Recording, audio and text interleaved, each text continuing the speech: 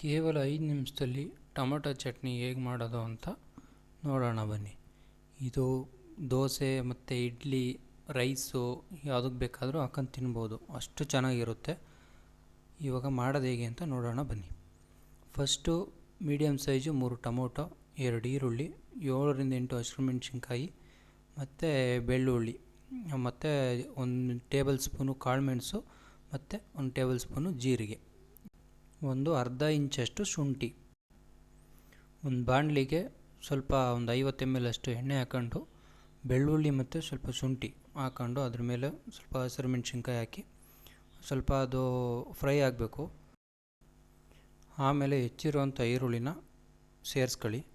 ನೀಟಾಗಿ 2ರಿಂದ 3 ನಿಮಿಷ ಫ್ರೈ ಆದಮೇಲೆ ಅದಕ್ಕೆ 1 ಟೇಬಲ್ ಸ್ಪೂನ್ ಜೀರಿಗೆ ಮತ್ತು ಕಾಳುಮೆಣಸು ಹಾಕ್ಕೊಂಡು 2 ನಿಮಿಷ ನೀಟಾಗಿ ಫ್ರೈ ಮಾಡ್ಕೊಳ್ಳಿ.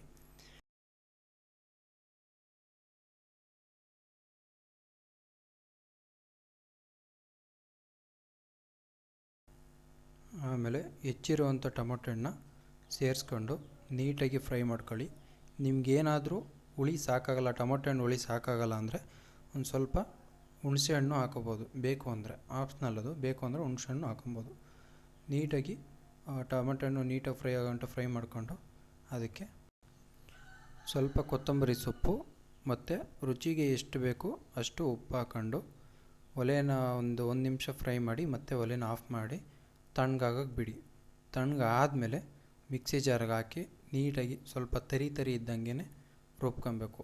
ಜಾಸ್ತಿ ನುಣ್ಣಗೆ ಮಾಡ್ತು ಅಂದರೆ ಅದು ಅಷ್ಟು ಟೇಸ್ಟಾಗಿ ಬರಲ್ಲ, ತಿನ್ನೋಕ್ಕೂ ಅಷ್ಟು ಇದಾಗಲ್ಲ.